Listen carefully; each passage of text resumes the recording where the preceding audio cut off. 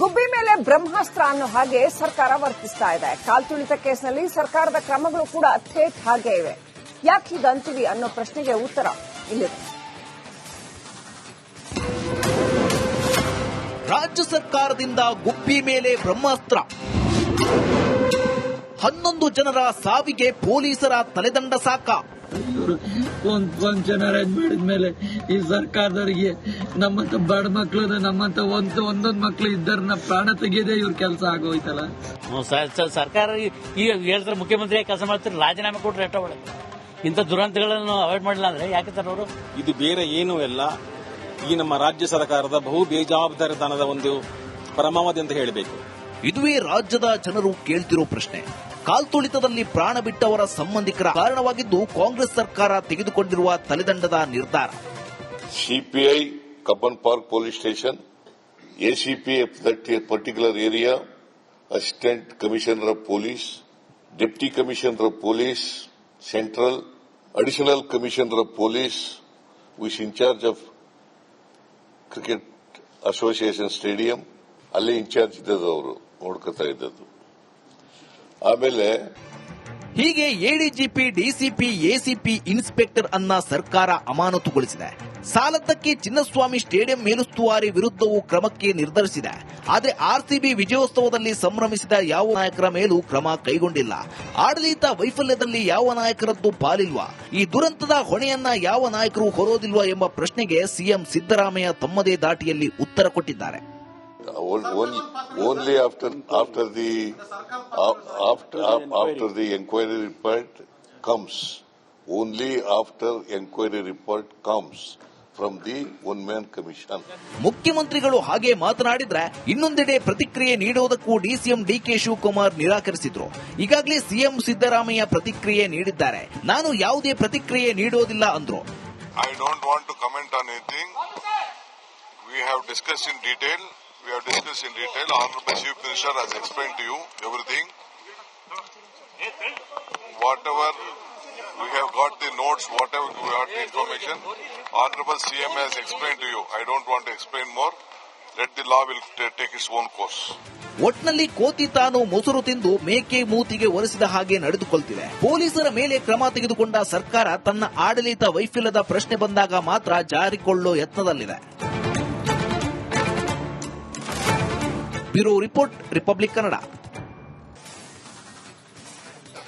ಗುಬ್ಬಿ ಮೇಲೆ ಬ್ರಹ್ಮಾಸ್ತ್ರ ಅನ್ನೋ ಹಾಗೆ ಸರ್ಕಾರ ವರ್ತಿಸ್ತಾ ಇದೆ. ಕಾಲ್ತುಳಿತ ಕೇಸ್ನಲ್ಲಿ ಸರ್ಕಾರದ ಕ್ರಮಗಳು ಕೂಡ ಥೇಟ್ ಹಾಗೆ ಇವೆ.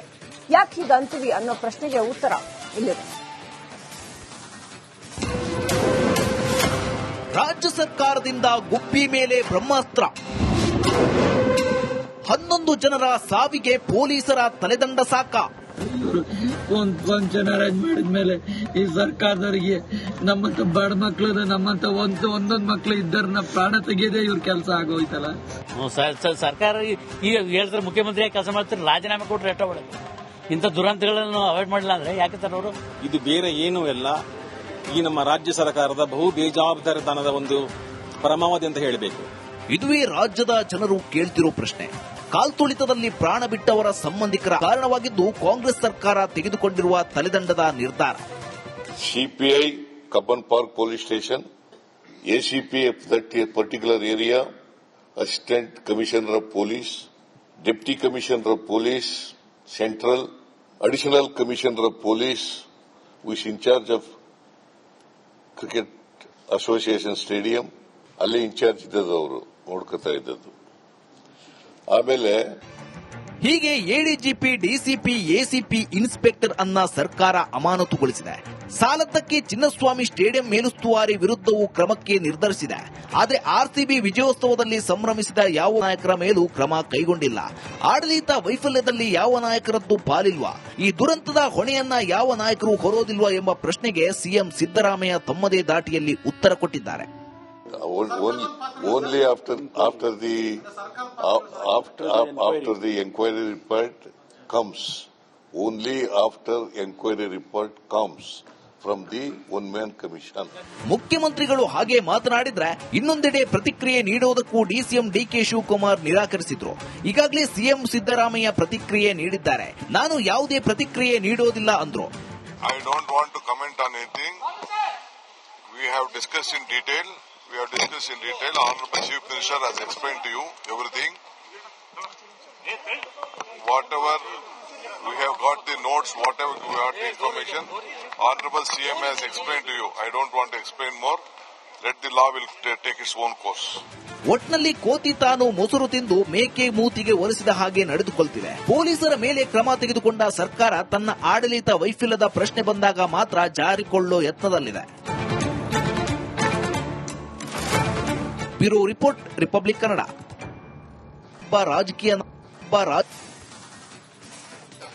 ಗುಬ್ಬಿ ಮೇಲೆ ಬ್ರಹ್ಮಾಸ್ತ್ರ ಅನ್ನೋ ಹಾಗೆ ಸರ್ಕಾರ ವರ್ತಿಸ್ತಾ ಇದೆ. ಕಾಲ್ತುಳಿತ ಕೇಸ್ನಲ್ಲಿ ಸರ್ಕಾರದ ಕ್ರಮಗಳು ಕೂಡ ಥೇಟ್ ಹಾಗೆ ಇವೆ.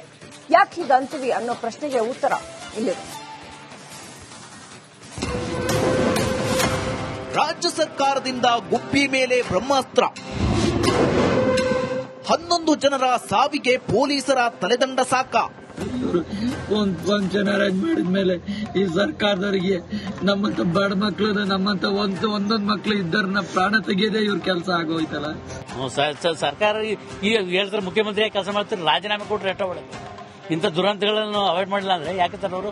ಇದು ಬೇರೆ ಏನೂ ಅಲ್ಲ, ಈ ನಮ್ಮ ರಾಜ್ಯ ಸರ್ಕಾರದ ಬಹು ಬೇಜವಾಬ್ದಾರಿತನದ ಒಂದು ಪರಮಾವಧಿ ಅಂತ ಹೇಳಬೇಕು. ಇದುವೇ ರಾಜ್ಯದ ಜನರು ಕೇಳ್ತಿರೋ ಪ್ರಶ್ನೆ. ಕಾಲ್ತುಳಿತದಲ್ಲಿ ಪ್ರಾಣ ಬಿಟ್ಟವರ ಸಂಬಂಧಿಕರ ಕಾರಣವಾಗಿದ್ದು ಕಾಂಗ್ರೆಸ್ ಸರ್ಕಾರ ತೆಗೆದುಕೊಂಡಿರುವ ತಲೆದಂಡದ ನಿರ್ಧಾರ.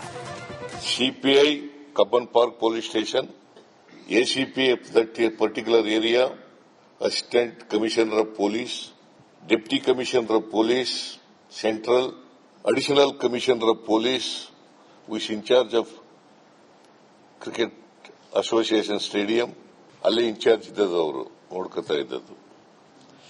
ಆಮೇಲೆ ಹೀಗೆ ಎಡಿಜಿಪಿ, ಡಿಸಿಪಿ, ಎಸಿಪಿ, ಇನ್ಸ್ಪೆಕ್ಟರ್ ಅನ್ನ ಸರ್ಕಾರ ಅಮಾನತುಗೊಳಿಸಿದೆ. ಸಾಲದ್ದಕ್ಕೆ ಚಿನ್ನಸ್ವಾಮಿ ಸ್ಟೇಡಿಯಂ ಮೇಲುಸ್ತುವಾರಿ ವಿರುದ್ಧವೂ ಕ್ರಮಕ್ಕೆ ನಿರ್ಧರಿಸಿದೆ. ಆದರೆ ಆರ್ಸಿಬಿ ವಿಜಯೋತ್ಸವದಲ್ಲಿ ಸಂಭ್ರಮಿಸಿದ ಯಾವ ನಾಯಕರ ಮೇಲೂ ಕ್ರಮ ಕೈಗೊಂಡಿಲ್ಲ. ಆಡಳಿತ ವೈಫಲ್ಯದಲ್ಲಿ ಯಾವ ನಾಯಕರದ್ದು ಪಾಲಿಲ್ವಾ?